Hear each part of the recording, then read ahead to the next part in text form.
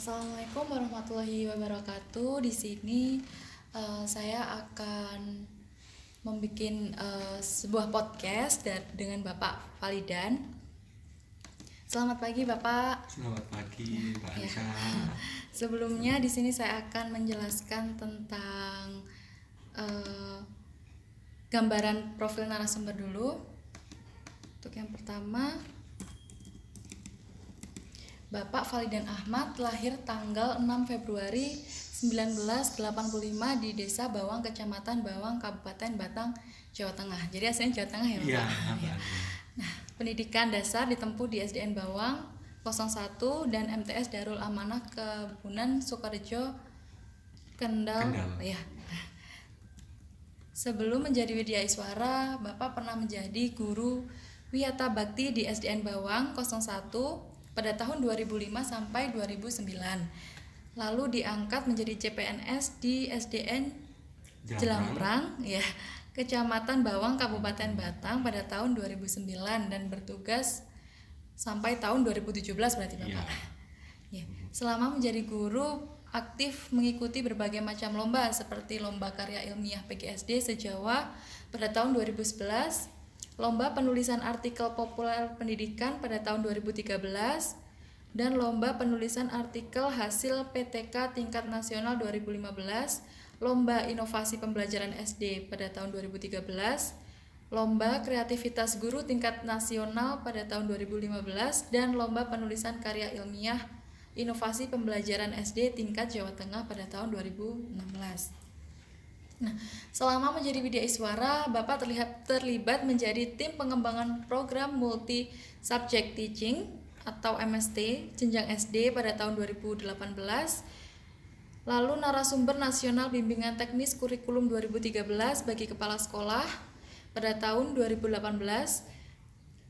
Menjadi narasumber nasional pendidikan dan pelatihan peningkatan kompetensi pengawas sekolah pada tahun 2018. Tim pengembangan program pengembangan keprofesian berkelanjutan atau PKB bagi guru SD pada tahun 2018. Tim pengembangan BIMTEK muatan kemaritiman terintegrasi kurikulum 2013 jenjang SD pada tahun 2019. Tim pengembang program peningkatan kompetensi pembelajaran atau PKP berorientasi HOTS jenjang SD pada tahun 2019 dan narasumber nasional BIMTEK Pendidikan Pancasila yang menyenangkan pada tahun 2019.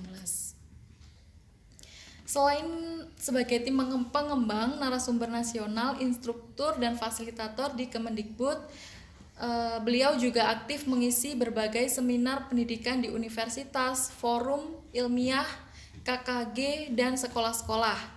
Beliau juga mendirikan Lembaga Pendidikan Mahran Education Center di Kabupaten Batang yang bergerak di bidang pendidikan dasar dan konsultasi penelitian sekolah dasar.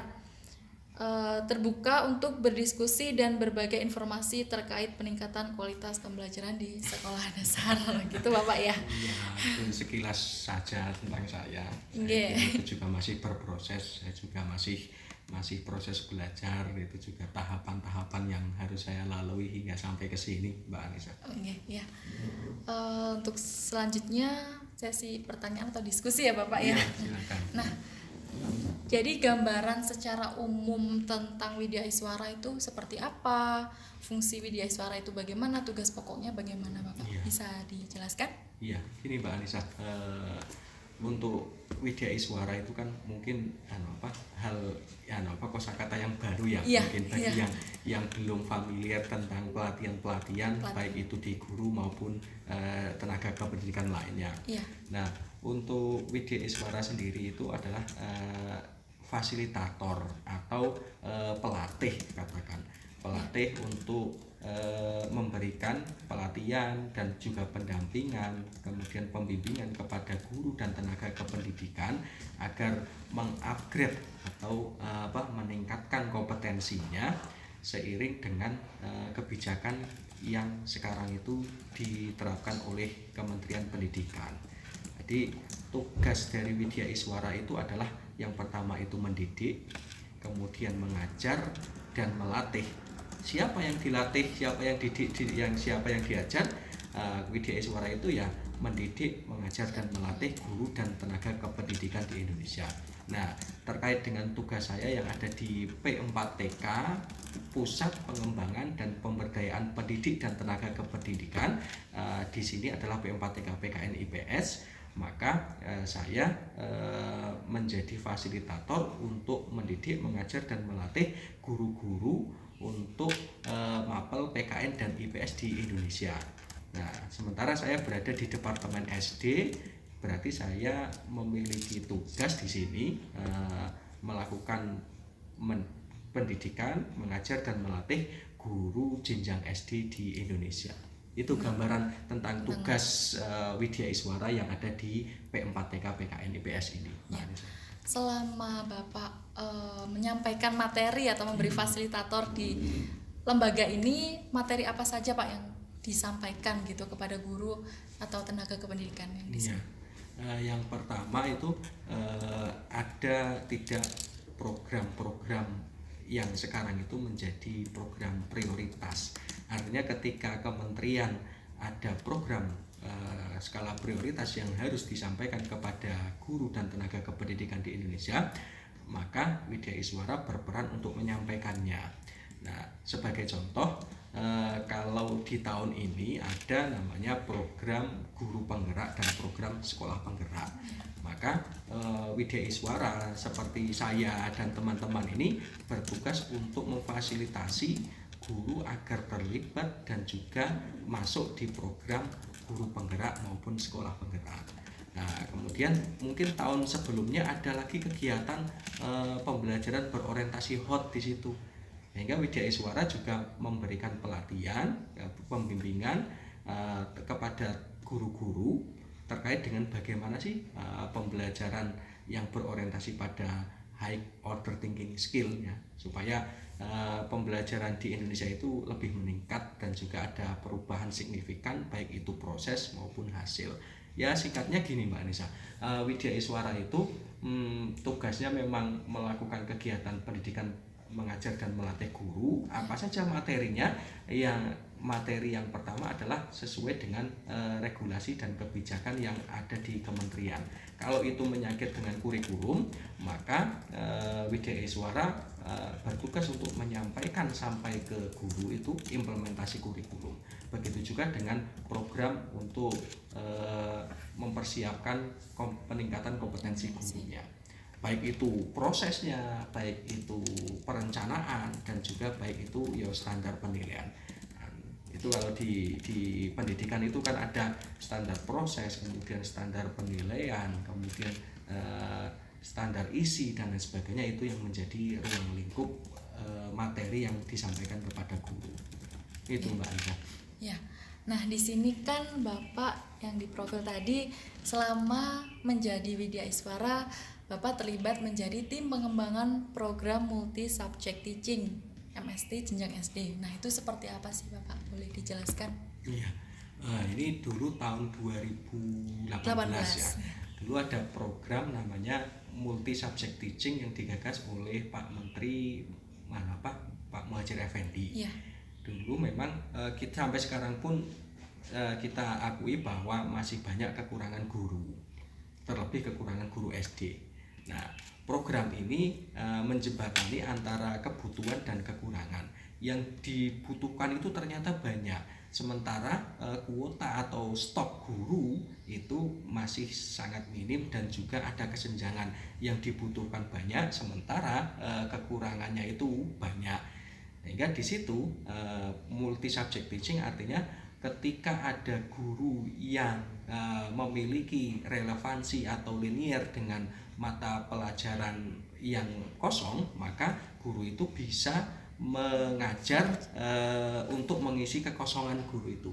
Saya contohkan ketika ada guru mapel di sini matematika. Ya. Mungkin di satu daerah itu banyak itu guru matematika, sementara masih ada kosong guru fisika. Ya. Nah, dengan adanya program multi subject teaching, guru matematika itu bisa mengajar mata pelajaran fisika, tetapi harus ada pelatihan dulu di situ. Sehingga kalau menunggu perekrutan untuk mengisi guru fisika, saya kira membutuhkan waktu yang panjang dengan proses yang sesuai dengan aturan. Nah, untuk menjembatani supaya kekosongan guru itu benar-benar cepat terisi, maka dilakukanlah sebuah program pelatihan. Guru yang satu rumpun atau relevan diberi pelatihan agar bisa mengajar mata pelajaran yang relevan yang masih kosong. Itu gambaran tentang tadi ya Pak, berarti multi subject teaching. Multi subject teaching. Nah, selanjutnya bagaimana sih langkah pertama, berarti cerita awal mulanya Bapak dalam menjadi seorang widyaswara ini bagaimana? Dari awalnya. Iya. Jadi gini, saya itu berasal dari guru desa sana. Jadi saya pun tidak terbayang atau tidak terpikir sama sekali saya bisa menjadi widyaswara saat ini. Artinya dulu itu saya berawal dari nol, Mbak Anissa. Saya guru wiyata bakti, guru honorer dengan gaji 100.000 per bulan.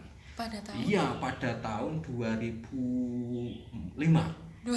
Jadi guru SD itu kan dulu harus pelatihan namanya ikut D2 PGSD. Dulu belum S1 dulu saya.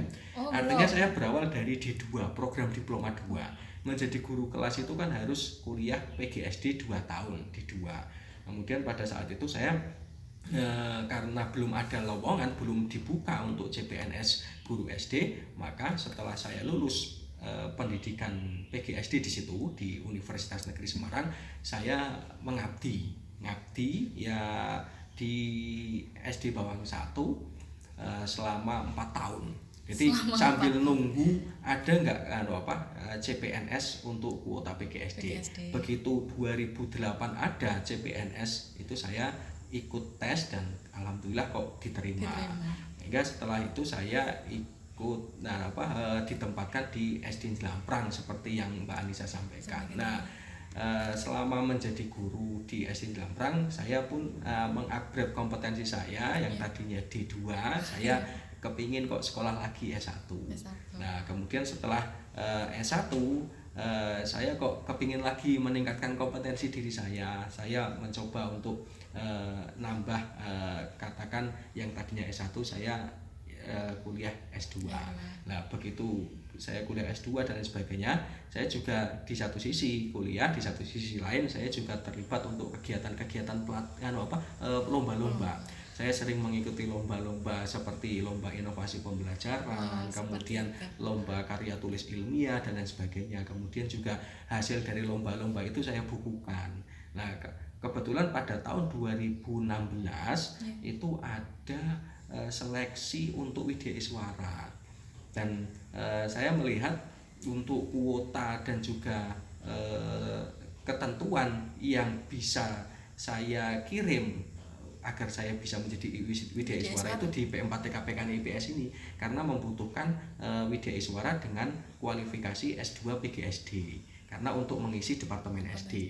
Nah, pada saat itu saya pun memberanikan diri untuk mengikuti seleksi, dan ya ternyata mungkin ya bejo ya mungkin ya bejo terus garis tangan mungkin ya saya hanya berpikir itu saja, bejo dan garis tangan saja. Ternyata kok saya tes untuk administrasi lolos, kemudian tes tertulisnya lolos ya, terus kemudian diklat untuk menjadi widyaswara itu juga harus ada namanya diklat calon widyaswara selama 40 hari, dan di diklat itu juga harus dites kompetensi saya, bagaimana apakah saya bisa menguasai substansi materi sampai tahap bagaimana saya menyampaikan materi kepada orang lain itu dites secara keseluruhan, tidak hanya penilaian tertulis saja tapi juga penilaian autentiknya itu di situ. No, kok saya lolos, akhirnya saya harus mutasi, harus pindah yang tadinya guru SD sekarang menjadi widyaswara. Itu gambaran saya, Mbak Anissa, perjalanan saya bisa sampai ke sini. Nah, iya. Jadi apa yang membuat Bapak tertarik menjadi widyaswara itu? Sebenarnya cuman coba-coba gitu atau gimana, Bapak? Oh iya, ini awalnya motivasi dan moto hidup saya ini sebetulnya. Karena pada saat saya menjadi guru pun saya termotivasi bagaimana sih saya akan meningkatkan kompetensi saya terus. Kemudian di satu sisi saya juga kepingin bersama bagaimana caranya sih saya bisa berkontribusi lebih, tidak hanya di kelas saja. Kemudian pada saat itu kan saya membuat lembaga pendidikan Maharan Education Center itu yang bergerak di pelatihan guru, dan kebetulan mungkin juga passion saya menjadi guru itu kan panggilan hati. Tergeraklah ketika ada lowongan Widya Iswara, mungkin ini jembatan dan juga cara mungkin Tuhan memberikan kesempatan kepada saya agar saya itu bisa berkontribusi lebih, tidak hanya di lingkup kelas atau sekolah saja, mungkin bisa sampai ke lingkup kabupaten bahkan tingkat nasional. Intinya motivasi saya itu yang pertama berani mencoba, Mbak. Dulu pun saya cuma berpikirnya apa saya bisa sih, tapi saya berpikirnya kalau saya mencoba itu kan ada dua kemungkinan, bisa gagal dan bisa berhasil. Tapi kalau saya hanya memilih tidak mencoba, hanya ada satu kemungkinan kan, berarti saya tidak bakal berhasil karena saya tidak mencoba. Nah itulah ya benar apa yang disampaikan Mbak Anissa, itu juga coba-coba juga bisa. Artinya tapi ketika kita mencoba-coba ya berarti ada dua kemungkinan, ya bisa berhasil bisa gagal. Tapi kalau kita tidak mau mencoba ya hanya satu kemungkinan saja, itu gagal. Nah ya memang itu moto saya. Ya mungkin juga saya kira kalau saya berasal dari guru desa yang dari gunung saja bisa, saya berharap teman-teman guru, apalagi Mbak Anissa dan teman-teman yang lain yang sekarang ada di pendidikan guru LPTK, melawang dari guru desa yang tidak punya cita-cita menjadi Widya Iswara saja bisa kok, apalagi teman-teman atau adik-adik yang sekarang itu sedang kuliah dan memiliki cita-cita yang lebih besar daripada saya, pasti akan terbuka kesempatan yang lebar. Ya. Nah, terus selama pengalaman di P4TK itu situasi tersulit selama menjadi Widya Iswara itu apa Pak? Kalau apa belum ada? Kalau tersulit saya kira karena ini beda ya Mbak Anissa. Artinya ketika kita menjadi guru itu kan teknisnya kita menguasai kurikulum, dan kurikulum itu kalau belum diganti ya yang kita pelajari hanya itu saja. Nah, tapi kalau di bidang pelatihan ada hal baru, maka kita harus belajar dulu sebelum kita menyampaikan kepada orang lain. Jadi kita harus siap dulu dari sisi katakan kalau kita mau perang, kita harus siap amunisinya. Begitu juga ketika pelatihan, sebelum kita melatih guru-guru, maka kita harus tahu dulu apa sih yang akan dilatih, kemudian audien kita sudah sejauh mana, apalagi guru. Kalau bahasa Jawa kan nguyai segoro, artinya kan itu ya Mbak. Kita lihat dulu yang sudah menjadi makanan sehari-hari, kalau kita sampaikan berarti harus ada inovasi-inovasi lebih supaya mereka juga meningkat kompetensinya. Nah, hal yang saya kira hal yang sulit bagi saya dulu awal-awal menjadi Widya Iswara itu ketika setengah tahun saya menjadi Widya Iswara, ada tugas saya harus menyampaikan penguatan kompetensi ke pengawas sekolah. Bayangkan dari hal yang tadinya guru, saya harus menyampaikan untuk meningkatkan kompetensinya kepada pengawas sekolah. Ini kan yang tadinya guru di sini kepala sekolah, kemudian pengawas sekolah kan. Saya harus menyampaikan peningkatan kompetensi, mengupgrade kompetensi pengawas sekolah, dan ini membutuhkan waktu agak ramah juga dalam hal belajar, sementara batas waktu agar saya harus bisa meningkatkan kompetensi itu hanya 2 minggu saja. Saya 2 minggu harus mempelajari materi, kemudian harus menyampaikan kompetensi itu kepada orang yang biasa melakukannya. Jadi apa yang harus saya lakukan? Ya memang saya yang pertama belajar, yang kedua saya sharing pengalaman teman-teman yang sudah menjadi pengawas sekolah. Saya minta sharing dong, ya seperti saya dengan Mbak Anissa ini, tolong sharing dong Pak pengawas sekolah, apa sih yang dibutuhkan di lapangan. Sehingga berdasarkan analisis kebutuhan itu, kemudian materinya apa, kemudian kita modifikasi ya hingga materi yang sebetulnya itu sudah biasa mereka lakukan, kemudian ternyata kebutuhannya itu ada hal yang ingin berbeda atau membutuhkan sesuatu hal yang berbeda dari materi itu, maka saya bisa menangkap peluang. Oh, berarti yang dibutuhkan itu seperti mungkin penguasaan IT mungkin. Materinya saya kira materinya sudah biasa mereka terapkan, bahkan mereka sudah mumpuni dalam hal itu. Tetapi mungkin di satu sisi penguasaan IT-nya mungkin belum begitu familiar dengan aplikasi yang lain dan sebagainya, seperti bagaimana sih cara membuat data menjadi Excel, kemudian di situ ada Google Drive dan sebagainya. Maka saya mewujudkan apa yang dibutuhkan, kemudian materi-materi itu saya masukkan, saya insertkan dengan menggunakan media-media pembelajaran IT, sehingga di situ tidak hanya materi saja yang Bapak Ibu pengawas sekolah kuasai, tetapi juga menselipkan ternyata pemanfaatan IT-nya. Itu gambaran yang tersulit, karena dalam waktu 2 minggu saya harus menguasai substansi materi yang kebetulan saya belum pernah menjadi pengawas sekolah, tetapi saya harus meningkatkan kompetensinya kepala sekolah. Tetapi ketika itu saya anggap sebagai tantangan, maka harus bisa memecahkannya. Bagaimana caranya? Saya yang pertama belajar mempelajari materi, kemudian ada peluang saya tanya tentang teman-teman pengawas sekolah yang dibutuhkan apa.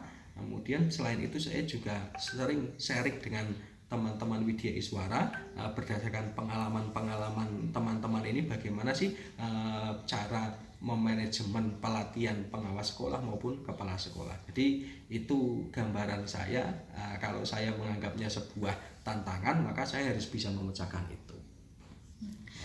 Selama Bapak memfasilitasi pengawas kelas tersebut tadi, bagaimana sih taktik atau strategi dalam menghidupkan suasana kelas? Misalnya ada yang gimana sih ini Bapaknya gak memahami gitu loh Bapak, gak memahami bahasanya gitu, bagaimana Bapak taktik atau strateginya Bapak dalam menghidupkan suasana kelas? Oke, kan ini saya pun menyadari bahwa saya sebagai fasilitator itu bukan seorang yang mumpuni di semua bidang. Ada kompetensi tertentu yang mungkin saya kuasai, tetapi banyak kompetensi yang belum saya miliki, dan saya ketika menyampaikan sesuatu yang saya kuasai, maka saya pun harus memaksimalkan kompetensi itu. Tapi ketika ada kompetensi yang mungkin belum saya miliki dan saya sedang belajar di tahap itu, maka pada saat yang bersamaan saya harus memberdayakan peserta, dalam hal ini peserta-peserta yang sudah mumpuni dan juga mahir dalam hal materi tersebut. Saya minta mereka untuk menjadi teman sebaya, artinya menjadi tutor bagi teman yang lain dengan bahasa seperti ini. Saya kira Bapak Ibu di sini sudah mumpuni dalam hal materi A misalnya. Namun demikian saya pun di sini masih berproses belajar. Kita di sini itu sama-sama belajar. Tidak ada yang ahli, karena semua itu masih berproses. Tidak ada pakar. Kita sama-sama belajar. Tidak ada ahli dan tidak ada yang menggurui. Saya pun akan belajar banyak dari Bapak Ibu. Ayolah, best practice atau praktik terbaik yang Bapak Ibu sudah lakukan, tolong dibagikan di sini. Dan saya pun sedang belajar. Ketika ada hal yang belum saya pahami, saya pun belajar dari Bapak Ibu, sehingga mereka meningkat, terdorong motivasinya. Lain halnya ketika kita memiliki sesuatu yang katakan ibarat gelas air itu hanya separuh saja, kemudian mereka memiliki isi yang lebih, kita berikan materi itu, kan kita kadang-kadang ditolak. Ini tidak sesuai dengan apa yang saya pahami. Ya itu yang katakan kita harus mengosongkan diri dulu. Kita lihat audien kita sampai sejauh mana. Kalau memang kita tidak menguasai, seperti Mbak Anissa sampaikan, kita menguasai hal tertentu, maka kita maksimalkan. Seperti halnya pemanfaatan TIK, saya kira mungkin notabene guru-guru yang senior itu harus mengupgrade. Tetapi dengan yang muda-muda seperti kita, saya kira mereka mungkin harus lebih belajar, larinya agak kencang. Itulah yang harus saya maksimalkan. Saya sampaikan dengan menggunakan aplikasi atau media pembelajaran yang menarik berbasis IT. Tetapi ketika saya belum mumpuni dalam hal pengalaman, saya meminta teman-teman peserta yang sudah mumpuni itu saya minta menjadi tutor sebaya atau mentor bagi teman yang lain, sehingga saya win-win solution itu. Jadi suasana kelas itu juga kondusif, bahkan mereka itu terlibat aktif. Saya kira pembelajaran orang dewasa itu akan menyampaikan sesuatu apa yang diketahuinya. Nah, itu kunci yang harus saya pegang itu. Jadi ketika saya memberikan ruang untuk mereka berkolaborasi, ruang untuk berdiskusi, maka kemampuan dan kompetensi bahkan pengalaman mereka yang sudah ada itu mereka diberi ruang untuk menyampaikannya, mereka akan termotivasi dan juga mereka akan lebih meningkat semangat mereka ketika mengikuti pelatihan. Itu Mbak Anissa. Intinya kita harus pandai-pandai. Artinya saya sampaikan, saya tidak akan menyampaikan sesuatu apa yang belum saya pahami, tetapi kalau memang sesuatu tersebut harus saya sampaikan, maka saya harus belajar dan saya harus meminta bantuan kepada orang-orang yang memang mumpuni dalam hal itu. Sama-sama belajar. Ya, intinya sama-sama belajar. Ya. Sekarang kesimpulan berarti Bapak sudah selesai. Terima kasih. Jadi saya akan menyimpulkan di sini. Jadi Widya Iswara merupakan tutor atau fasilitator yang memberi pelatihan kepada guru dan tenaga kependidikan. Lalu dalam lingkup pendidikan, Widya Iswara itu berperan dalam memberikan pendidikan dan pelatihan kepada para pendidik dan tenaga kependidikan seperti guru, kepala sekolah, pustakawan, dan pegawai tata usaha, begitu Bapak ya. Nah, pengawas sekolah juga. Pengawas sekolah juga, ya. Jadi di sini memfasilitasi guru dan tenaga kependidikan sesuai dengan regulasi dan kurikulum yang ada di kementerian serta meningkatkan kompetensi guru yang Bapak mampu, gitu. Sekian jadi Bapak, terima kasih. Saya Anisha mengucapkan terima kasih banyak kepada Bapak Falidan yang sudah memberikan waktu dan pemaparan materi, pengalaman yang banyak diberikan untuk teman-teman dan saya juga. Terima kasih juga atas dukungannya kepada mahasiswa KPL Angkatan 2021 yang telah diberi kesempatan untuk mengembangkan program berkesinambungan di lembaga P4TK, PKN, dan IPS ini. Sekian. Terima kasih Bapak sekali lagi. Terima kasih Mbak. Maaf kalau ada kurangnya dari teman-teman, dari saya juga. Sekian, wassalamualaikum warahmatullahi wabarakatuh.